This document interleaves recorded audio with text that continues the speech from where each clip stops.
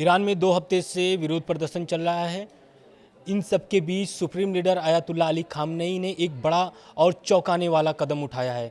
Iran की IRGC यानी कि आयतुल्लाह अली खामनेई के नेतृत्व में जो सैन्य संगठन है IRGC, उसको पूरी तरीके से क्रैकडाउन का जिम्मा सौंप दिया गया है और साथ ही देश की रहस्यमयी अंडरग्राउंड मिसाइल सिटी को पूरी तरह से एक्टिवेट कर दिया गया है। यह कदम साफ संकेत देता है कि ईरान सिर्फ अंदरूनी विरोध से ही नहीं बल्कि बाहरी टकराव के लिए भी खुद को तैयार कर रहा है। नमस्कार, मैं आनंद कुमार प्रजापति, न्यूज़ 18 के डिजिटल प्लेटफॉर्म पर आपका स्वागत है। मिसाइल सिटी है क्या? दरअसल मिसाइल सिटी वो है जहां पर परमाणु ठिकाने तो हैं ही, ईरान में कई परमाणु ठिकाने हैं, नतांज है, फोर्डो है, इस तरीके से बहुत सारे ईरान के पास परमाणु ठिकाने हैं। लेकिन अब जिसका मैंने अभी जिक्र किया है मिसाइल सिटी का, तो ये मिसाइल सिटी दरअसल 500 मीटर अंदर, मतलब कि गहराई में बनाया गया है ईरान ने, और इसको बहुत सुरक्षित जगह और बहुत ही गुप्त जगह पर इसको रखा हुआ है। लेकिन एक वीडियो जारी किया था, 2025 की बात है ये। 2025 में IRGC के प्रमुख और वहाँ के जो सुरक्षा मंत्री हैं, रक्षा मंत्री हैं, वो भी इसमें शामिल हुए थे और एक इलेक्ट्रिक जो जीप होती है उस पर वो पूरी मिसाइल सिटी का दौरा करते हैं उससे, और वो फुटेज और वीडियो ईरान ने ही जारी किया था। उसमें ये दिखाया गया था कि उनके पास किस तरीके का और किन किन मिसाइलों का भंडार है और ये कब और कैसे इसका इस्तेमाल कर सकते हैं।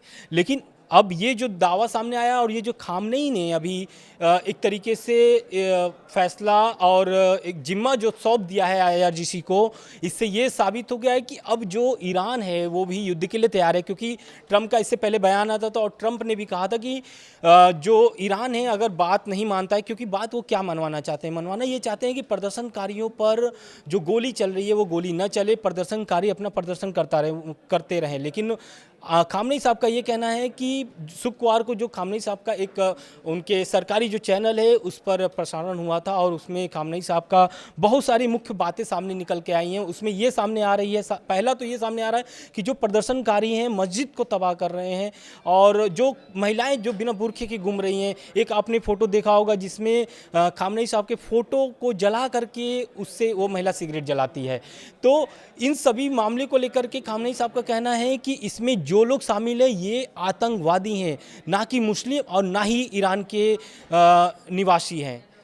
तो ये साबित तो हो रहा है कि ईरान में जो एक तरीके से गतिविधि हो रही है उसमें कहीं ना कहीं, देखिए, प्रदर्शन तो 2 तरीके से देखा जा रहा है। पहला तो प्रदर्शन ये देखा जा रहा है कि जो ईरान में प्रदर्शन हो रहा है उसमें ये मुख्य अगर देखा जाए किस पर मुद्दे पर हो रहा है, तो मुद्दा यही है कि जो उनका रियाल है वो 14 लाख प्रति डॉलर हो गया है। इससे लेकर के जो वहाँ के व्यापारी हैं वो एकदम मतलब नाराज़ हैं और उसको लेकर के सड़कों पे उतरे हुए हैं, प्रदर्शन कर रहे हैं।